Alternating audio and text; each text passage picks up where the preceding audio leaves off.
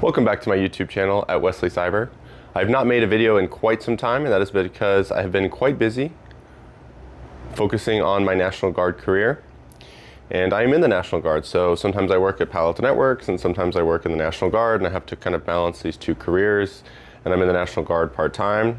I haven't made a video on my other channel about the National Guard, and so check that out in the description below if you want to learn more about the National Guard overall. But today, since this is my cyber channel, I want to talk specifically about what we do to protect the country in cyberspace. What is it that cyberspace operators and cyberspace officers do in the military to protect you, if you're a United States citizen, the American taxpayer, from threats in cyberspace, and how do we defend you? If you're a taxpayer, kind of want to show you what your return on investment is. So if that interests you, keep watching, because today I'm going to talk about the Cyber Mission Force.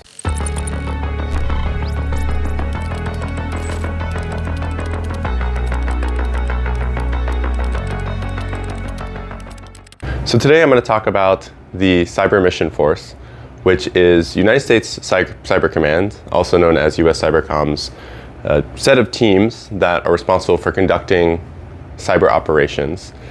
And just as a disclaimer, everything that I talk about today I have verified is within a cleared press release that has been cleared by the US government for public release, so I will not be stating anything from my personal experience that could potentially be sensitive. However, I thought that it would be beneficial for you all to hear this from someone who's in the Cyber Mission Force, so that you kind of hear it from the horse's mouth, and also you might find that some of my experience, especially related to kind of my role at Palo Alto Networks, as well as in the Cyber Mission Force in the National Guard, may be beneficial in adding some color to these specific descriptions.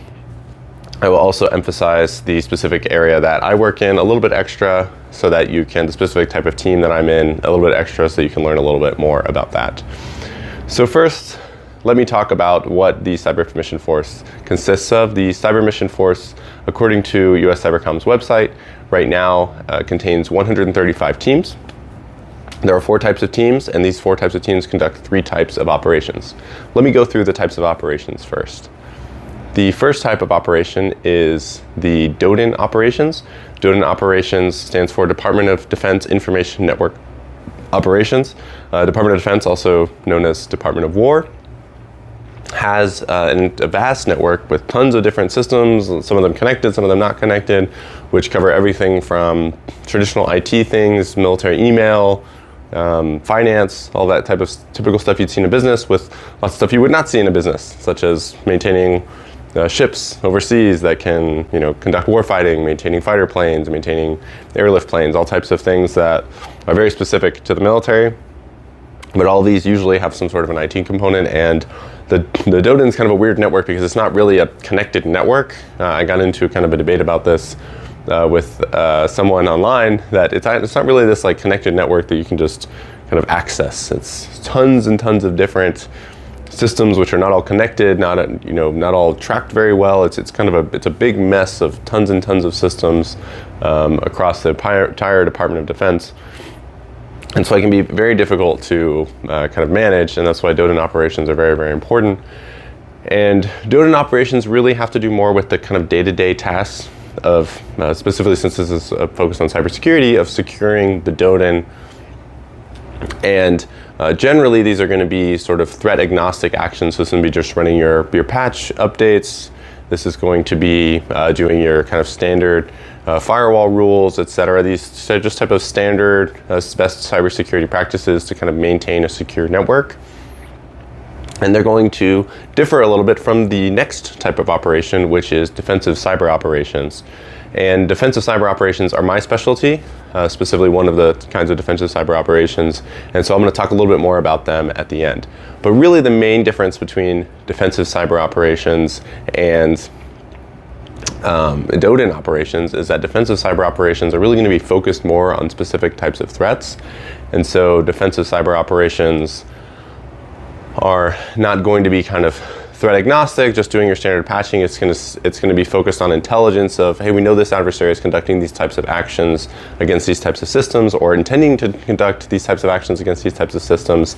So the defensive cyber operations are trying to protect against those specific types of actions, either preemptively, ideally, or unfortunately sometimes reactively.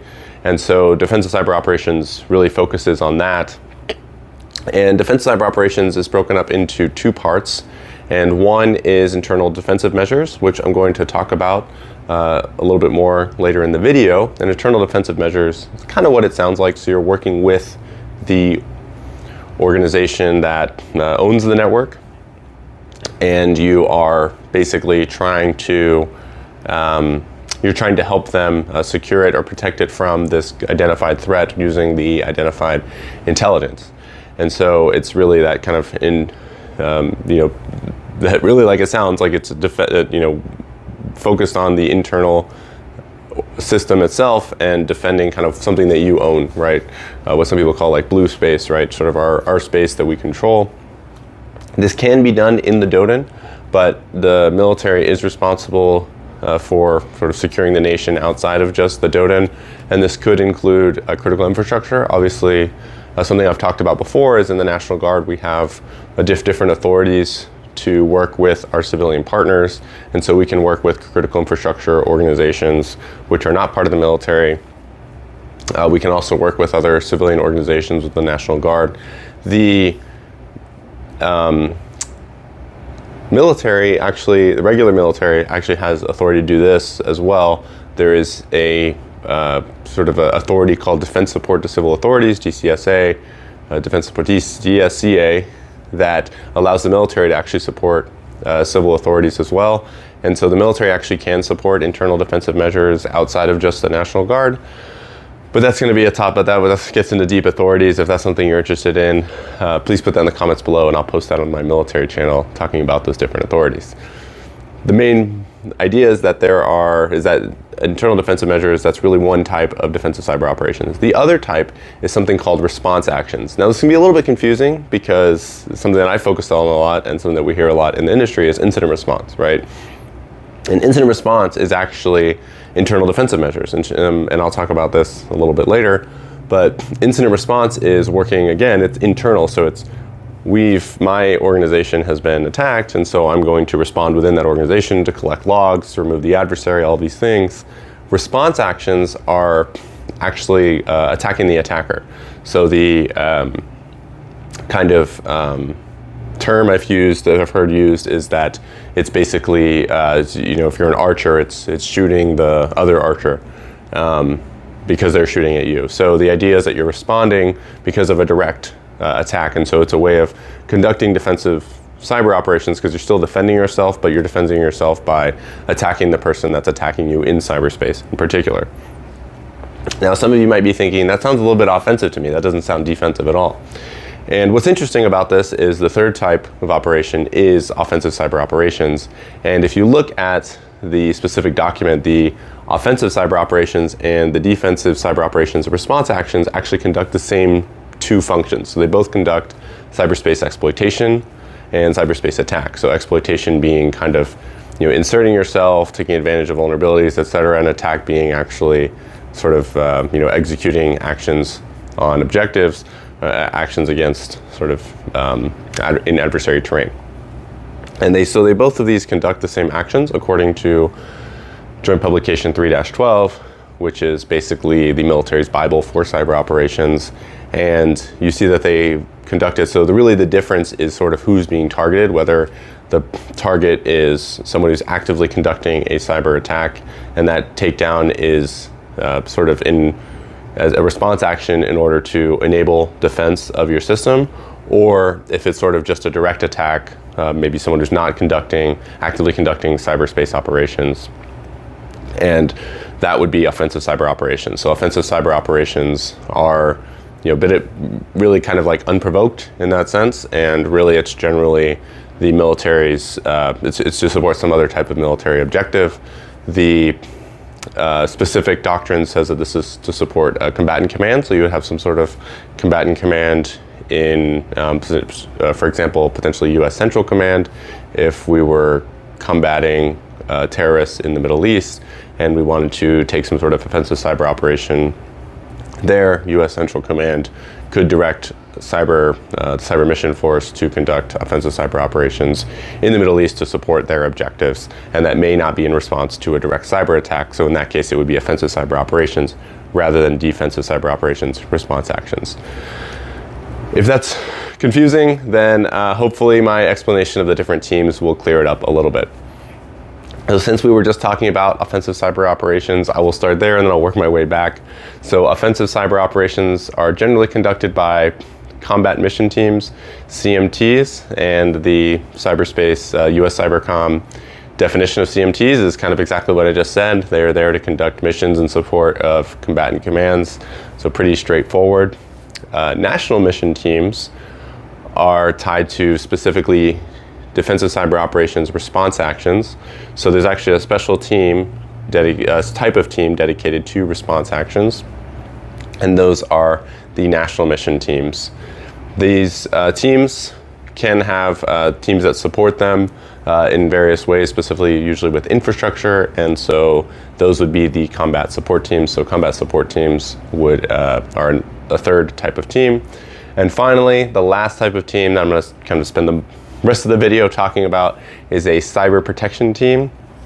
And cyber protection teams primarily focus on defensive cyber operations, internal defensive measures. If you look at Joint Publication 3-12, cyber operations, you will see that cyber protection teams can conduct DOTIN operations as well. They are tied to that, but generally our focus is defense cyber operations, internal defensive measures. And why do I say our focus? That's because I'm on a cyber protection team. I support cyber protection teams within the military, both sort of for our domestic role in the National Guard, supporting domestic incidents potentially, as well as my military role in supporting the U.S. Air Force. So that's kind of the weird thing about the National Guard is we kind of have these two reporting structures. One is to the state, in my case, the state of California, and the other one is to whatever service branch that we support. So in my case, the U.S. Air Force, my awesome sweater that I have here. So let me talk a little bit more about cyber protection teams. Cyber protection teams have 4 core functions. What I really find interesting about these core functions and what I want to talk to you all about today is that these 4 core functions actually map really well to what we can see in industry cybersecurity consulting. So with organizations such as Palo Alto Networks Unit 42, as well as Mandiant and other similar types of consulting companies that do things like incident response. And so these 4 core functions, I'll talk a little bit about what we might call them in the private sector. So the first one is hunt, and that is exactly what the term that is used in the industry as well. So hunt, people call it threat hunting. So you can procure a threat hunting service through a private sector cybersecurity consulting company, and they can conduct threat hunting on your terrain, some threat hunting on your terrain for you if there is a specific threat that you're concerned with, or if you had some sort of open vulnerability and you want to conduct some threat hunting to see if an adversary was able to gain some kind of access to your system, then that kind of same service aligns to what the Air Force has in hunt. The next is clear. And clear sounds like a very military term, right? You go in, you clear the building, and it's, you clear the building, you kind of remove the adversary. So that is incident response, and the clear mission is focused on incident response. And what's great about the National Guard, especially in California, is that we do a lot of training in incident response because that's our primary function in our domestic operations role, supporting civil agencies, either local governments, state governments, as well as private sector companies, specifically critical infrastructure within the state of California. And I personally have supported a lot of training there with the Cyber Dawn exercise. And I've trained, led the exercise that's trained hundreds of incident responders in the state of California. If you're interested more in that exercise, I'll put a link in the description below talking about the Cyber Dawn exercise. But that's our second function, is clear. And really clear would be tied to incident response. And The third is enable harden. So this would be very similar to if you hired an organization to do a security assessment. They're going to come in and they're going to look at your network, look how you're configured, what types of ports do you have open, what types of are your operating systems up to date, how is your configuration, how did you orchestrate your network, is it kind of using multi-factor authentication. They're going to do all of these different types of things. They're going to kind of find weaknesses in your network and give you recommendations on where you can improve. And that is what we call in the military enable harden. In the private sector, I've really only heard people call it kind of security assessments. I know there's tons of different security assessments. You can do supply chain risk assessments. You can do just regular vulnerability. So there's tons and tons of types of assessments that exist out there. But generally the terminology is going to be a security assessment. That's going to be enable harden. And the last is going to be assess. And assess is kind of a weird term because assess, I just said security assessment, so is that assess? But no, actually assess is much closer to, so it's we call it something called threat emulation. And I would say this is very close to pen testing. I think some people would say that it's not the same thing, and it's in a lot of ways it isn't the same thing, but really it is going to be going into someone's network and actually running a specific kind of adversarial technique, sort of emulating the threat, and then making sure that things are blocking where they're supposed to, things are being stopped where they're supposed to, but also if you have some sort of a security monitoring infrastructure, you have analysts who are monitoring for threats and kind of looking at alerts if there's signs of malicious behavior within your network, making sure that those alerts are being generated. And so that is similar to kind of red teaming that could be procured from various consulting companies. And we actually have people on our team who do that. One guy works for a really awesome red teaming company called CounterHack. And so definitely really great to see kind of that kind of flow of skill sets between the private sector and the military in kind of the same skill set that people are using across the two. So we have those four areas: hunt, clear, enable harden, and assess. And those are really tightly mapped to things that we do in the private sector. I find it really kind of interesting that the military is so big, such a massive organization, that they don't hire consulting companies as much. I mean, I'm sure the military definitely does in a lot of instances, but in addition to having access to these consulting companies, the military has the ability to build its own internal teams that are doing these types of assessments. And I think sometimes it's been interesting for me to work with people here who are very, sometimes they feel like we're just doing QA, or we're just coming in and kind of giving people the warm and fuzzies about their network and things like that. And I tell people, like, no, this is actually something people spend hundreds of dollars an hour. I remember one incident responder told me he charges, at Palo told me he charges, or not he charges, but his cost to a customer in some engagement was like $600 an hour. I don't know where that number came from, or if that was unique to that specific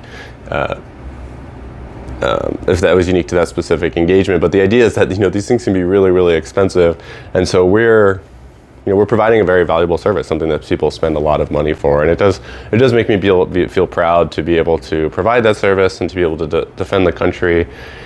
And it's just something that I'm really proud of. And even though there's been a lot of costs to my career and I haven't been able to upload a video in some time, I just really want my name to be on the list of people who is called when I'm needed, and to support my nation. And so thank you to Palo Alto Networks for your support as I've been out for the last several years, and thank you to you for watching this video.